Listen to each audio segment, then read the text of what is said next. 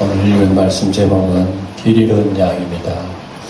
지난 시간에 설교 제목 생각이 납니까? 천국에서는 누가 크냐? 제자들이 예수님에게 물었습니다. 그 말씀을 답변하는 말씀 속에 오늘도 쭉 이어지고 있는 말씀입니다. 제자들은 예수님에게 배우고 익히고 앞으로 예수님이 성천에서 천국에 가시게 되면 이 땅에서는 제자들만 남아있으면 제자들만 남아있는 게 아니죠.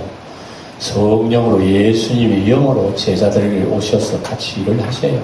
하는데 제자들은 눈에 보이는 것에 가치를 많이 두기 때문에 주님께서 염려하신 겁니다. 예? 마치 어린아기가 엄마가 옆에 있을 때는 아기가 안심 놓고 그렇게 있지만은 또 엄마가 안 보이면은 잠시라도 엄마가 안 보이면 아이가 불안해가지고 그만 제대로 서 있지도 못해요. 그런 것처럼 제자들도 우리 주님께서 염려하시는 바가 그거예요. 그래서 예수님께서 3년 동안 같이 계실 때는 제자들이 얼마나 편해요, 그렇죠? 오병이어에 5,000명 모이시고 4,000명 모이시고 이렇게 병 고침 받고 은혜를 받고 하니까 예수님이 계시면 든든한 거예요. 아무런 걱정이 없는 거예요. 근데 예수님이 안 계실 때가 굉장히 두려운 거죠. 어린아이처럼 이게 어떻게 되나. 그래서 제자들은 언제나 이 눈으로 보는 거에 대해서의 가치를 평가를 해요. 예수님도 눈에 보이는 예수님 계셔야 돼. 이런 거예요. 그리고 눈으로 보는 가치. 항상 세상적인 어떤 그런 욕망. 그리고 제자들, 12제자들이 있지만 그 중에서도 누가 서열이 높으냐, 낮느냐. 이 세상에 이런 서열이 나중에 하늘나라의 천국에서도 그대로 적용이 되는 건지. 그 여러 가지 좀 마음속에 좀 의아심이 있어요. 제자들이 이제 그런 욕심이 있는 거죠. 나중에 예수님 좌우에 누가 앉지. 그게 우리가 지금 성경을 읽는 것보다는 더 심각했어요. 그 당시에. 심지어 예수님 제자 중에서 어떤 어머니는 나와가지고 예수님께 20장에 나와요. 우리 아들 둘 사람 좀 좌우에 한 자리 좀 주세요, 주님. 주님이 왕 되시고 왕자에 앉으실 때 하나는 좌의정 하나는 우의정을 앉혀주세요. 그때 주님 하시는 말씀이 있어요. 자리가 없다는 얘기가 아니에요. 높은 자리가 없다는 얘기가 아니에요. 있어요. 분명히 하늘나라에도요 높은 사람이 있고 그렇지 못한 사람이 있는 거예요. 근데 주님께서는 그런 말씀하신 거죠. 자리가 있는데 좌우에 앉게 해주는 것은 내가 하는 것이 아니야. 하늘에 계신 내 아버지께서 누구를 위하여 예비하였던지 그랬죠. 즉 자리가 있긴 있어요. 누구를 위하여 예비하였던지 그 사람이 앉게 되리라. 그리고 난 뒤에 주님께서 하시는 말씀이 있어요. 20장 가지고 좀 더 다시 해야겠습니다만 너희들이 나의 마시는 잔을 마시겠느냐? 무슨 얘기인가? 나의 마시는 잔을 마시겠는가? 그러니까 제자들이 중에서 마시겠습니다. 대관이 일어나와요. 높은 자리 준다 그러니까 무슨 자리인들 못 마시고 마시겠습니까? 그 야고보가 그런 얘기하는 거예요. 마시겠다. 주님이 하시는 말씀이 그래. 마시겠지만 그러나 내 좌우편에 앉는 것은 하나님이 하시는 거야. 바로 그런 말씀하셨어요. 그러니까 주님이 잔을 마신다고 하는 것은 다시 말하면 십자가에 죽는 잔이라고 하죠. 죽는 잔. 그거 알고 마신다고 그랬는지 모르고 뭣도 모르고 얘기했는지 그건 모르지만 어쨌든 그 제자는 마시겠다고 대버리 나온 거예요. 아니나 다를까 진짜 마셨어요. 사도행전에 보면 나오죠. 사도행전에 예수님 12제자 중에서 제일 먼저 순교 1번 타자가 나옵니다. 누군지 아세요? 야고보입니다. 야고보가 헤로데에게 잡혀서 참수당하죠.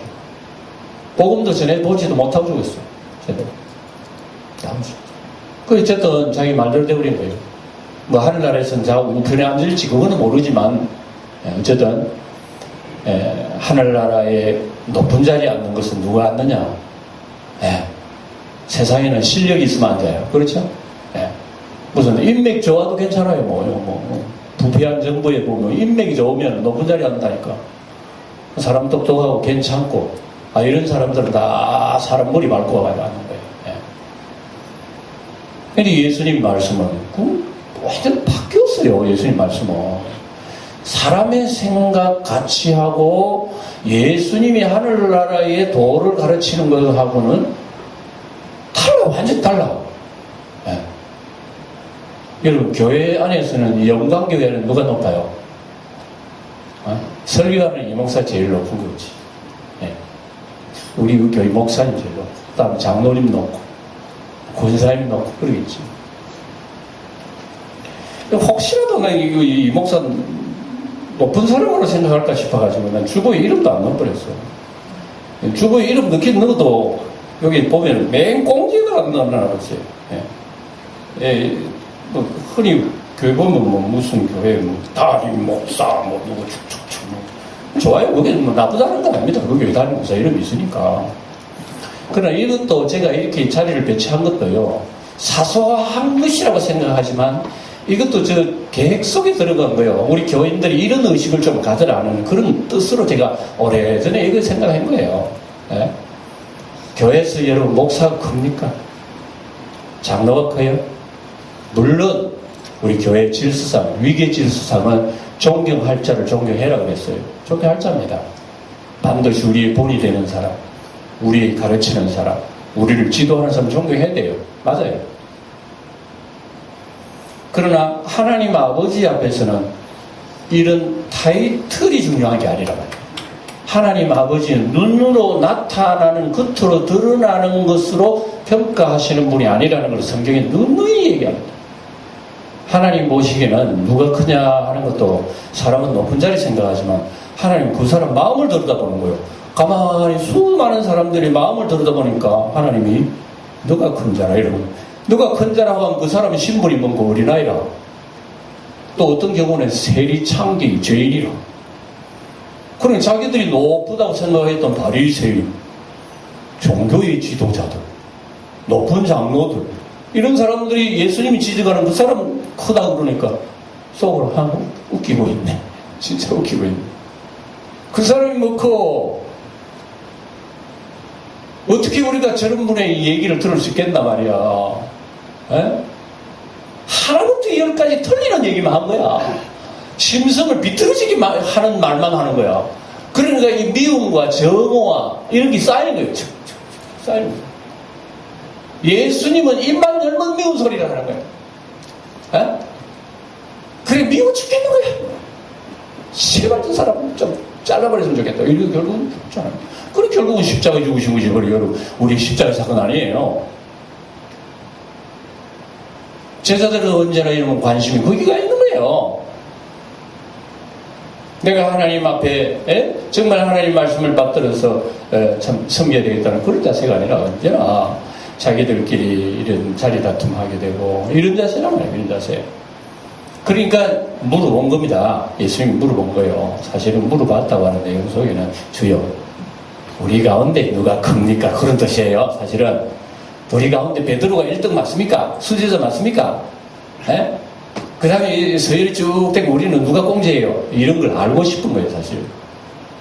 주님께서 쭉 대답하신 말씀 바로 그겁니다. 어린아이. 여기 우리가 읽었는데 18장 내용 속에는 중요한 단어가 3가지가 나옵니다. 하나는 어린아이, 작은 자, 또 오늘 본문에 읽은 말씀 중에 이런 양, 어린아이, 작은 자, 이런 양, 이런 것은 우리가 좀 속된 말로 하면은 돈 안 되는 사람들이에요. 무슨 자본주의 우리는 속된 말로 하자면 그런 사람들 별로 돈 안 되는 사람들이라. 교회도 보면 여러분 돈 되는 사람 들어오잖아요. 큰 교회 보면 돈 많은, 우리나라 최고의 기업의 부인이요. 원불교 교인이더라고. 그 원불교 가가지고요. 원불교 뭐가 좀 필요하다. 그래요. 20억. 원불교 얼마나 부자인지 몰라. 그 불교 어느 절에 가서 그 기도하면 됩니다. 스님 얘기 들었더니 저게 모든 해운대에서 절에 가가지고 비나이다 12억 그 영광교회 오면 배 터지 죽을 거야 우리 영광교회. 예. 영광교회 안 오신 걸 잘 참 천만다행으로 생각해야지. 왔다 그러면 할렐루야 그러고 나중에 나오지 이목사 타락하게 돼 있어. 딱 그는 조시가 그래요. 하나 그 부러워할 것 안 돼요. 예. 그 사람 높은 사람이면 높은 사람 알아주는 사람이죠. 예. 근데 돈 안 되는 사람들 들어가지가 않아요. 예. 근데 우리 예수님의 얘기가 바로 그거예요. 우리 사람의 가치는 그 사람 잘 나오면 좋다 그러고, 예? 세상적으로 이름 있으면 좋다 그러고, 세상에 권세나 있으면 아유 우리 교회 이런 사람 나온다 그러고 그러겠죠. 예? 우리 주님이 그런 식으로 보지 않는 게 얼마나 다행인지 몰라요. 오늘 우리 이걸 바로 알고 있어야 됩니다. 예? 그런 사람 가치로 치준다면 우리 교회 나올 사람 아무도 없어. 나 같은 여보수 교회 못 나와. 그날 우리 주님께서 왜 어린아이 얘기했을까요? 그렇다고 해서 여러분 어린아이 돌아가서 뭐 어린 양 부리고 그러라는 소리는 아니라는 걸 여러분 아시죠? 왜 작은 자 얘기했을까요? 왜 이리 어린 양을 얘기했을까요? 교회도 소외된 사람, 남몰래 소외된 사람 많다 말입니다. 예? 몸집이 나이가 작으면 생리적인 나이가 어린아이 얘기를 안 해요. 교회 안에서도 소외된 사람들이 있다. 교회 안에서도 자기는 별 볼 일 없다. 이렇게 여긴 사람들이 있다면 또 그렇게 대우를 해줘요. 또 교인들이 나를 별 볼 일 없는 사람으로. 아니, 주님께서 이걸 얘기하시는 거예요. 그 어린아이 속에 누가 있느냐 말입니다. 누가 그 어린아이 속에 주님이 계신다 말입니다. 주님이 계신 그 어린아이를 내팽개쳐보세요. 누구를 내팽개친 거예요? 주님을 버린 겁니다. 어린아이를 영접하는 것이 나를 영접하는 것이요? 그랬지요. 예? 어린아이를 멸시하는 것이고 나를 멸시하는 것이다. 그래서 주의 제자들이 주의 복음을 들고 복음을 전하면서 주님의 제자라고 너희를 영접하면 그 사람 나를 영접한 거야. 그 너희를 내치면 나를 내친 거야. 집을 나갈 때 손을 발을 먼지를 털려. 주님께서 그런 말씀하셨어요. 그러니까 우리가 이 세상에 생각하는 가치하고 하늘나라 천국의 가치하고는 정말 많이 차이 나는구나. 그걸 우리가 알고 신앙생활을 배워야 된다 이겁니다. 그래 항상 여러분 세상적인 것으로 가치로 가지고 아웅다통하지 말고. 예? 그래서 주님께서 그래 하셔서 이 작은 자 하나를 해코지하고 실족해 하면 주님께서 뭐라고 하셨죠? 지난 시간에 차라리 목에다가 뭐 매라고 맷돌 돌맷돌을 그 목에 그 바다에 던져 죽는 그게 오히려 낫다고 하는 엄청난 비유를 말씀하신 이유가 뭘까요? 차라리 주님께서 그러면은 그것은 벌받아 마땅한 거야. 뭐 이 정도면 우리 이해를 해요. 그러나 목에 매어 그걸 가지고 던져도 자살하는 게 차라리 그게 낫다 할 정도 같으면은 작은 자를 실족해 하는 죄가 얼마나 크냐 하는 걸 알게 되죠.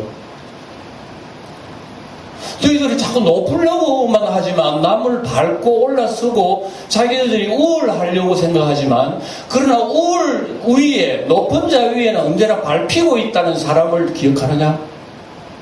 그 사람이 하나님 믿는 하나님의 자녀가 지금 밟히고 있다고 생각하느냐? 그렇다면 그 죄라고 하는 것이 얼마나 큰 줄 아느냐? 그걸 먼저 알아야 된다. 근데 제자들이 지금 그걸 지금 못 깨닫는 거예요. 예. 누구를 밟든 베드로를 밟든 베드로 내려온다 요한 내려온다 내가 최고다 올라서는 건 좋을지 모르지만 그러나 자기가 발로 밟고 있는 존재가 있으니 밟히는 존재가 있으니 밟히는 존재가 누구냐 이겁니다. 곧 밟히는 존재는 예수님 자신을 밟은 거예요. 예수님 자신을 밟은 거란 말입니다. 사실 여기 나오는 어린아이, 작은 자, 어린 양, 이런 양 누구를 가리키냐면 직설적으로 얘기하면 예수님을 가리켜요. 예수님이 어린아이 같은 존재예요. 소외당했지요. 예? 작은 자로서 멸시당했지요. 예수님이 그랬어요. 예수님은 관심 없는 양이 내버린 양이 세상으로서 내친 양이다. 이런 예수님이 소외된 어린아이 같은 심령 속에 있다면은 그 어린아이를 멸시하고 실족해 하면은 그만한 무슨 형벌이 따르는 것을 너희들 먼저 알아라. 제자들 그걸 모르죠. 그러니까 오늘 또 심지어 우리 지난 7절에 보면 뭐라 그랬냐면은 너 손이 너를 범죄케 하거든. 그 이런 말씀 나와요. 너 손이 너를 범죄케 하거든. 너 손 때문에 무슨 누구를 실족하게 했다든지 이런 얘기예요. 너 발이 누가 실족해, 너 눈이 뭐 실족하게 했다든지. 그런데 예수님이 하신 말씀을 가만히 읽어보면 놀라운 걸 발견하게 돼요. 뭘 발견하게 되면 실족하게 되는 것도 누가 누구를 실족하느냐 이거예요. 다른 사람이 나를 실족해 하나? 내가 다른 사람을 실족해 하나? 주로 보면 우리 실족해 하면 내가 다른 사람을 실족해 하는 걸로 알고 있죠. 그죠? 혹시 다른 사람이 나를 실족해 하나? 저 사람 말 한마디 내가 실망했어. 저 사람들 뭐 잘못해가지고 아이고 예수 믿기 싫어져버렸어. 뭐 그런 경우도 있겠죠.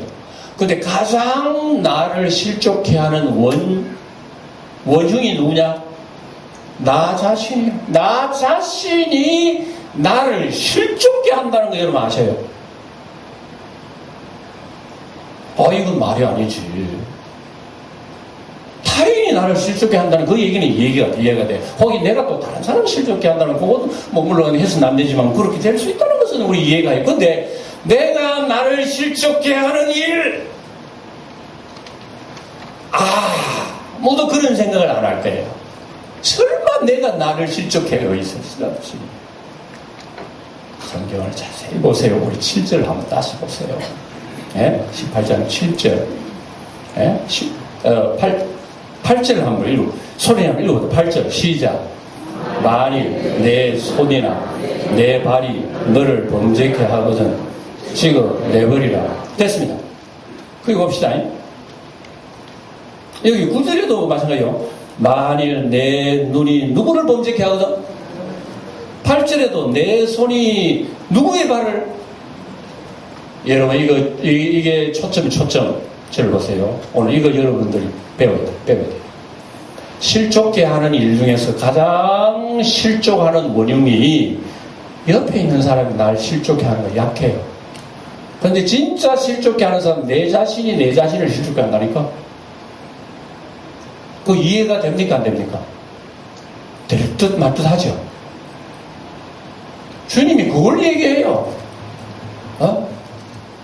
제자들은 서로 큰 사람 되려고 높은 사람들은 나 무시하고 말이죠. 다른 사람이 나를 지금 무시하는 게 아니야. 내가 나를 지금 사람 버리게 만드는 거야. 내 속에 있는 내가 나를 지금 버리게 만들어요. 뭐 때문에? 내 속에 뭐가 있는데? 내 속에 교만이 있는 거야. 내 속에 잘난 게 있는 거야. 얼마나 잘났으면 잘난 게 있는 거야. 나 무시하는 그런 게 있는 거야. 남이 너를 실족해 하는 게 아니야. 누가 너를 실족해 한다니까. 이게 똑같은 말이에요. 마태복음 5장에 보면 예수님께서 산상수훈의 말씀 나와요. 네? 뭐 도적질하는 교훈, 음행하는 또 이런 죄. 그러면서 너 눈이 너를 실족해 하거든. 뭐라 그랬죠 주님께서? 너 발이 너를 실족해 하거든. 지금이라. 너 손이 너를 실족해든 지금. 근데 여러분 이 말씀을 액면 그대로 우리가 지킬 수가 있다면 오늘 우리는 손발, 눈 제대로 남아있는 사람 없겠네. 아마 이용사도 요래가 올라갈 거야. 벌써 지켜보는 뭘. 세상에 손발 남을 사람, 눈알 남을 사람이 어디 있겠어요? 근데 도대체 예수님 왜 이런 비유를 하시나요? 왜 이런 비유를 하시나요? 얼마나 예수님 믿는 생활이 어렵고 힘들다고 하는 것을 우리에게 보여주는 하나의 예예요. 예수 믿으면 천국 갈 줄 믿으면 아멘 하시기 바랍니다. 천국 안 갈랍니까? 예수 믿고 천국 가는 걸 믿으시면 아멘 하시기 바랍니다. 예수 믿는 일이 얼마나 힘들다고 하는 것을 알면은 아멘 하세요. 아멘을 했지만 여러분 아멘 하는 분 많지 여러분 실감을 못 느낄 거예요. 우리 주님께서 늘 여러분 자꾸 얘기를 하기 때문에 아마 여러분 상투적으로 들을지 모르겠어요. 아무든지 나를 따라오려거든 자기를 버리고 자기 십자가를 지고 그렇거니 그 말씀이 여러분 얼마나 힘들고 어렵다는 거 아세요? 나를 실족케 하는 요인들을 주님께서 찍어버리라 그랬으니까 그 찍음의 아픔, 괴로움 상상이라 하겠나 말입니다. 우리가 하기야뭐 옛날에 어떤 사람은 도박을 많이 다 싫은데 도박 안 해야지. 이 도박 때문에 내 인생 망했어. 그래가지고 도끼로 찍었대요. 손을 진짜로. 그래가지고 한동안 이제 도박 안 했는데 세월이 오래 지나가니까 가슴 속에 도박의 마귀가 하품을 하고 나오더래요. 잘 잤다. 도박해볼까. 근데 손가락이 없으니까 도박을 못하는 거야. 근데 어느 날 자기 아내가 보면 남편이 없어지는 걸 밤새 안 보러는 거야. 이 미치게 또 이런 짓 행가 아닌가.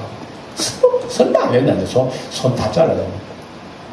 도박 소리 가보니까 깜짝 놀래버렸는데 발가락도 하대 발가락이 도박하세요. 손발 자른다고 여러분 그 습속이 안 없어집니다. 하기야 그 옛날에 여러분 삼국 통일을 한 신라의 유명 김유신 장군이 그 일화를 여러분 아마 들어서 아시겠습니다만 김유신 장군도 옛날에 기생 좋아하고 술집 좋아하고 그랬어요. 예? 자기 어머니가 얘야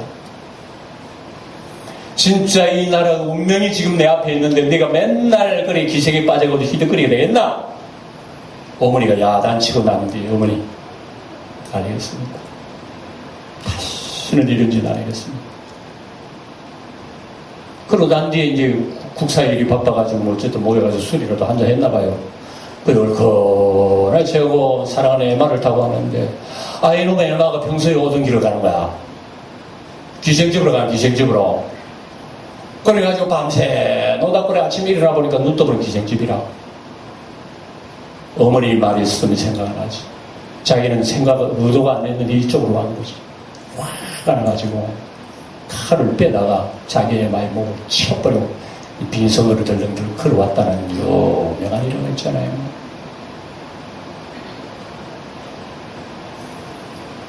오늘 예수님께서 하시는 말씀이 우리 신앙생활 이후를 얘기하는 거예요.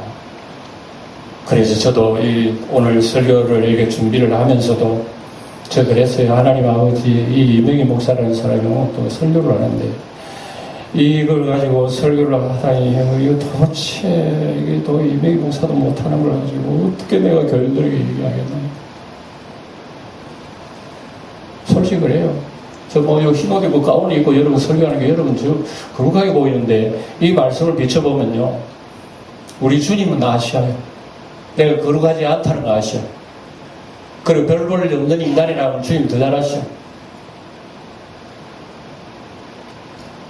그러나 하나님 말씀 가르쳐야 할 사명이기 때문에 주님은 벌을 받는 일들이 있더라도 이걸 우리가 말씀을 얘기하고 우리가 그 말씀에 대한 것을 우리가 들어야 되기 때문에 하는 거예요.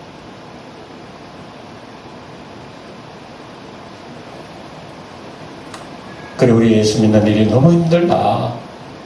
너무 힘들음에도 불구하고 힘들다고 하나님 앞에 호소해 보았느냐?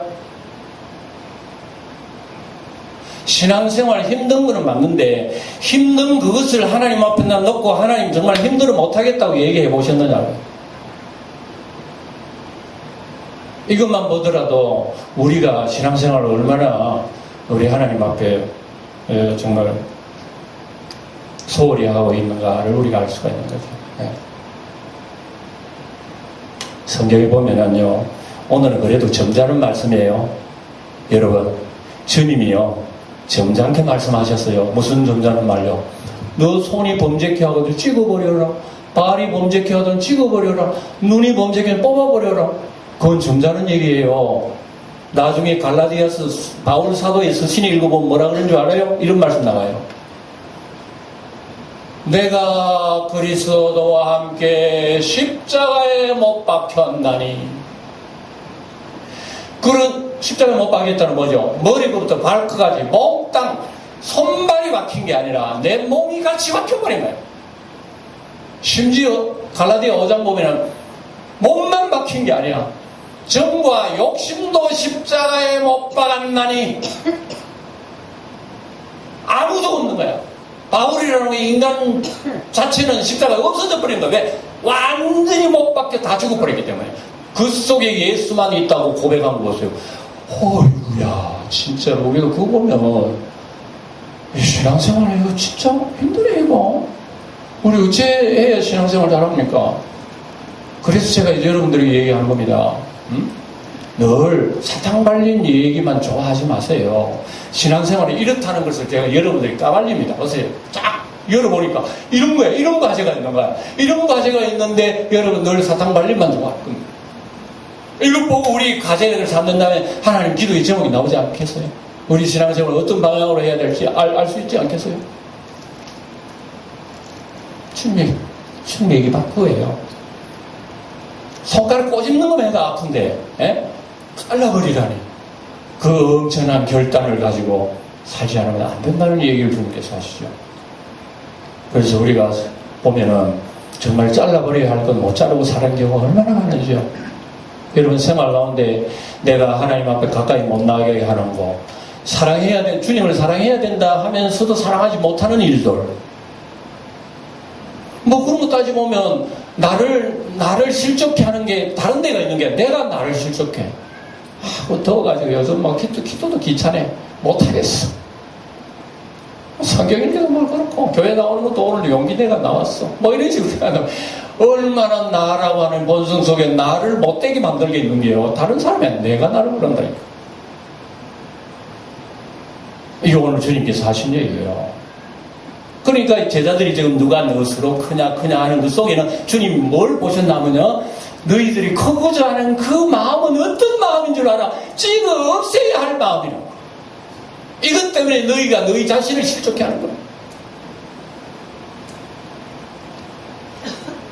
진정으로 어린아이처럼 이와 같이 단순하고 자기를 낮추고 자기 존재성에 대해서 이렇게 회개하고 이런 자가 실제적으로는 천국에 가는 사람이야. 천국에 뭐 크고 작고 높고 낮고 그게 문제가 아니라 천국에 가는 게 문제야. 예? 그래서 이런 자들이 천국이 큰 자라고 하는 거 보면 우리 주님이 생각하신 거 우리 생각과 너무나 가치가 다르구나. 오늘 이런 양의 비유를 간단하게 말씀드립니다. 여러분 오늘 이런 양 비유는 우리 복음서에 2개 나와요. 요한복음 누가복음 15장에 나오고 본문이 나와요. 이건 여러분 양을 키우는 사람 100마리를 키우는 사람이 있다 하자 봅시다. 100마리를 키우는데 그 중에 몇 마리 잃었다? 한 마리 잃었어요. 한 마리가 어디로 달아나 버렸는지. 여러분 옛날에 여기 유목민의 생활을 여러분들 이해를 하셔야 됩니다. 유목민은요 잠시라도 몽둥이 손에 놓으면 안 됩니다. 왠지 아십니까? 기회만 되면은 이리가 와요. 몰래 지나가는 놈이 그 목자가 없으면 살짝 와가지고 하나 잡아다가 가버리고 이런 게 비일비재예요. 잠시라도 눈 감고 있으면 안 되는 거예요. 그래서 밤에도 지키는 거예요. 밤에도 밤새 지키는 목자들 지키다가 예수님 만나는 경우도 있잖아요. 지키는 거예요. 그런데 한 마리 잃어버린 거야. 한 마리 잃어버렸는데 희한하게도 이 목자는 보세요. 그 99을 두고 한 마리를 찾아러 간 거예요. 그래 들어가요. 한번 가요. 누구에게 부탁을 하면 누가 부탁을 옆에 있는 뭐 어떤 다른 목자들 내 양 좀 지켜주기 내가 하나 찾아오겠냐고 가는 옛날에는 그랬어요. 근데 본문이 자세히 읽어보면은 옆에 누가 지켜줄 만한 사람이 없어요. 없기 때문에 이 주인은 어떻게 했냐면 99을 산에 그대로 두고 하나를 찾아러 갔다 이거예요. 하나를 만약에 찾아왔다. 그러면 그 아흔아홉이 존재성보다 찾아온 그 기쁨을 더 기뻐한다. 하나님 아버지가 이러한 생각을 가지고 계신다는 걸 얘기하는 거예요. 그리고 여러분, 이것도 가만히 생각하면 오늘날 우리 세상이, 우리 사회도 민주사회이기 때문에 다수의 결정을 여러분 존중하잖아요. 그죠? 여러분, 한번 생각해 봅시다. 99을 산에 그대로 두고 한 마리 찾아가는데, 그 목자가 없는 사이에 이리가 와가지고 3마리 잡아 10마리 물고 가면 어떡할까요? 생각했겠어요? 안 했겠어요? 그 목자가 그런 생각 안 하고 갔겠어요? 충분히 생각했지. 충분히 생각했죠. 한 마리 찾으려다가 10마리 잡힌다니까. 근데 굳이 한 마리 찾기 위해서 99을 그대로 산에 두고 간 이유는 뭘까요? 이게 주님의 강조점이 여기 있는 거예요. 사람은 한 마리, 에이, 재수없어. 내가 오늘 한 마리 잡았어. 자가 하고 끝나고 99을 지키는 게 사람이죠. 이게 인지상정이라, 사람은. 한 마리 잃어버리는 거 생각 안 한단 말이에요. 우리 민주사회 같으면 여러분, 여론을 중요시하고, 여론이면 프로테이지 많이 올라간 그게 진리라고 막 하지만은, 하나님의 말씀은 여러분, 민주사회 여론이 진리가 아니에요. 지극히 작은 그 속을 하나님께서 귀하게 여기신다. 여기 하나님의 여론이라니까. 그러니까 오늘 우리가 말씀에 이렇게 우리 결론을 이렇게 맺을 수가 있어요. 그래서 우리는 교회 안에 우리 형제끼리 다 모여 있는 거예요. 형제끼리. 형제끼리 누가 높고 낮고 그런 거 따지면 안 되는 거예요. 네. 굳이 따진다면은 겸손히 성전은 그 사람 하는 거를 큰 거예요. 네. 우리 영광교회도 큰 사람들 지금 눈이 많이 떠요. 네. 토요일만 되면 보면 아이고 이 목사는 졌다. 다른 분은 일찍 나오고 이 목사보다 일찍 나와.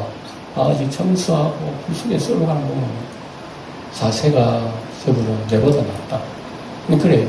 이 목사는 뭐 청소도 안 하거든. 너가 사무실 쭉 가가지고 뭐 준비한다고 하고.